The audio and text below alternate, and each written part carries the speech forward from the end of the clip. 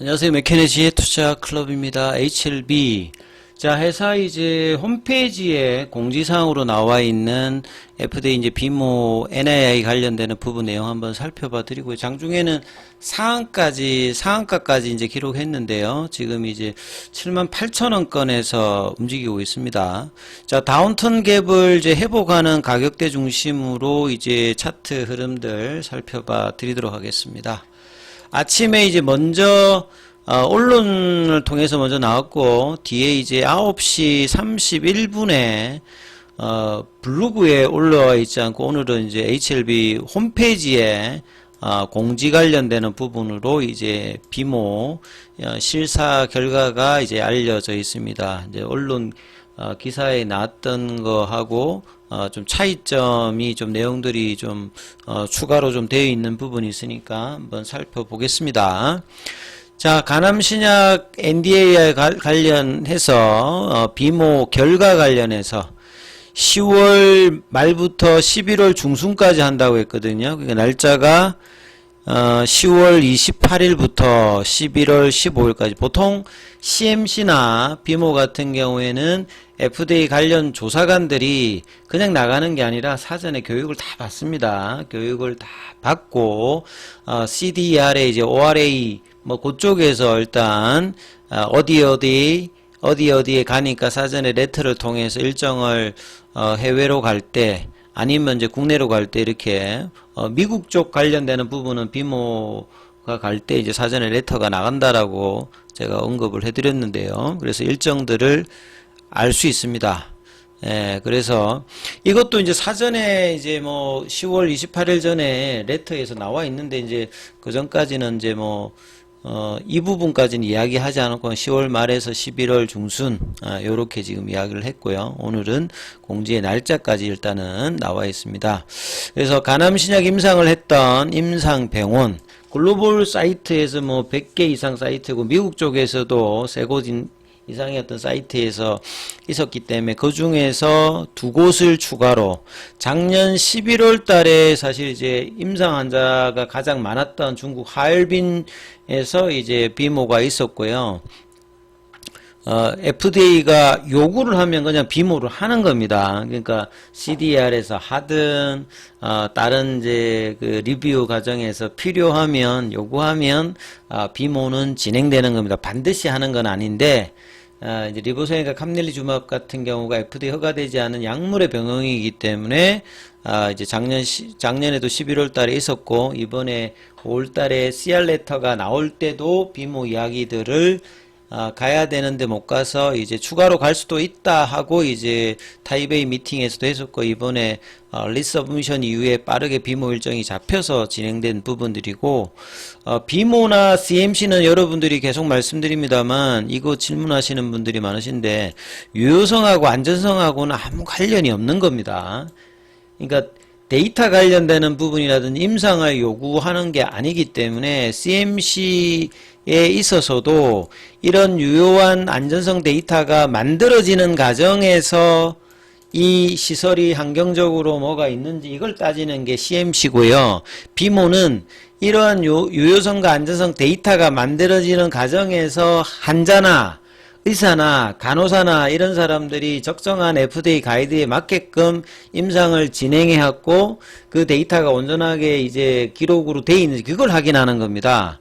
예. 그러니까 이제 이런 이제 배경을 알고 핵심적인 부분들을 무엇을 이제 현장에 가서 보는지를 이제 이해를 하면 되겠죠. 그래서 이 비모 관련되는 부분들이 이제 통과를 하게 되면 그러니까 이 데이터가 만들어졌던 유효성과 안전성 관련되는 부분이 진행되었던 병원에서의 어떤 데이터는 문제가 없다. 그러면 이제 이러한 부분을 앞으로도 계속 상업화 이후에 대량 생산했을 때도 문제가 없는 FDA가 인정하는 환경 속에서 만들어질 수 있는지 이걸 확인하는 게 CMC입니다.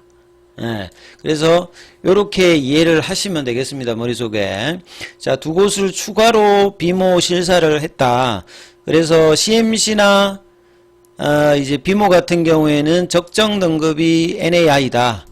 뭐 VAI도 있고 OAI도 있습니다만 대부분 90% 이상은 NIA를 받는다라고 말씀을 드렸어요. 비모 쪽에서는 특별한 경우에 이제 뭐 VAI나 OAI를 받기 때문에 IQVIA의 어떤 능력을 믿는다라고 하면 이런 부분들이 뭐 관리가 안 됐을 리는 없겠죠. 그래서 FDA 규정을 잘 준수했다고 FDA 조사관들이 그렇게 판정하고 바로 그냥 결론을 내리는 거죠. NIA는 갔을 때도 미팅을 하게 되고 끝났을 때도 바로 미팅을 한다. 그러니까 이런 부분들은 나중에 이제 CMC 일정이 잡히면 여기도 동일합니다. 여기도 동일하게 가서 문제가 없이 그냥 사전에 레터를 보내고 확인했을 때 잘 처리가 되었구나 하면 바로 끝나자마자 NIA 같으면 바로 알게가 되고 NIA가 되면 EIR 보고서에서도 VAI가 NIA로 변경되면서 그러면 이제 CMC 이슈도 종료가 되는 그 향후에 CMC 일정이 나오면 기억을 하시면 되겠죠. 자, 그래서 주주들에게 기쁜 소식을 전하면서 이 남아있는 CMC 보안실사, 이거 다음에 또 이제 ODAC 자문위도 이제 개최가 됩니다. 클래스 2에서는 이 부분들이 의무적으로 일어나는 내용들이니까 이거는 FDA가 하는 거기 때문에 그 회사가 준비하는 내용들은 아니에요. 그러니까 외부 FDA 인원들이 하는 게 아니라 외부의 키 오피니언 리더를 데리고 와서 이제 그 OS 값 연장되었던 업데이트된 부분들과 이 부분을 따져가지고 키 오피니언 리더들이 승인할 만한 어떤 부분들의 어떤 권고나 뭐 이런 부분들을 물어보는 겁니다. 그러니까 그런 일정들이 남아있다. 끝끝내 좋은 결과로 보답하겠다. 그 세 가지 이제 관문 중에 하나가 이제 허들이 넘어간 겁니다. 그래서 CMC와 ODA에서 여기까지도 무난하게 되면 이제 내년 3월 달에 이 포드파 골데이터까지 허가의 확률은 좀 더 올라가고 그런 차원에서 오늘 주가가 이렇게 반영을 한 거죠. 자, 비모는 FDA가 신약 승인 과정에서 수용하는 중요한 실제로 가사하는 거다.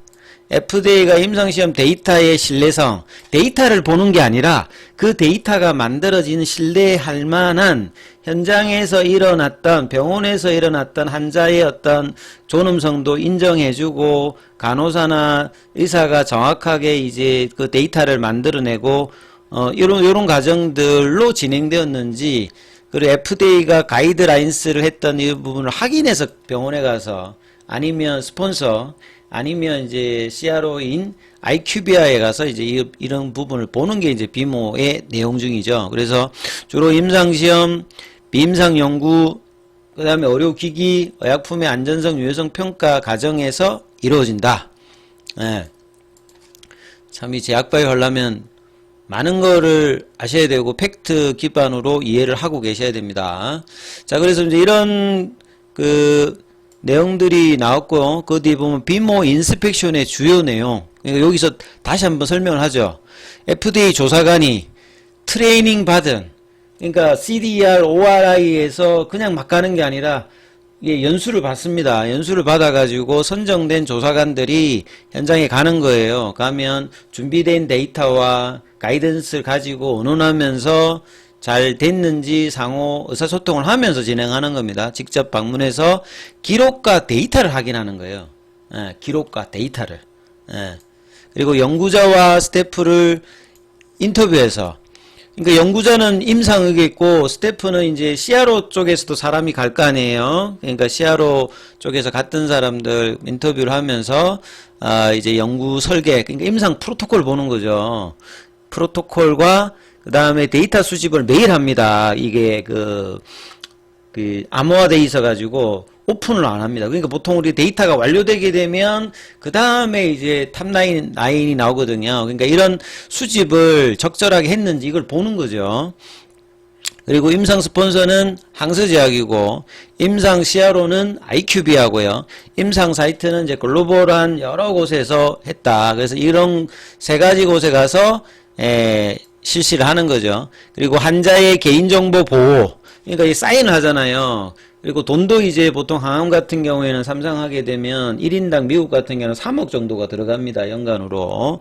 그러니까 그 다음에 이 임상 환자들이 그 관리가 잘 돼야 된다는 말은 무단으로 뭐 이렇게 딴 데로 가버린다든지 올 때 와야 되는데 안 온다든지 다른 약을 막 이렇게 복용할 수도 있잖아요. 그러니까 요런 관리나 보호 이런 것들이 이제 정확하게 잘 그 프로토콜 상에 이제 이런 것들을 준수했는지 그 임상이 연구자들과 인력 관리하는 요런 능력들이 있어야 되기 때문에 이게 굉장히 어려운 겁니다. 그러니까 신약 개발만한 회사들이 이런 3상을 이제 진행한다고 하는 게 그 제약사나 신약 개발 회사들이 이걸 많이 못 갖추거든요. 그러니까 이제 이런 이제 임상 CRO를 아이큐비아 같은 데다가 맡기고 그렇게 하기 때문에 뭐 비모가 이렇게 뭐가 문제가 있다라고 하면 아이큐비아에도 굉장히 문제가 되는 거죠.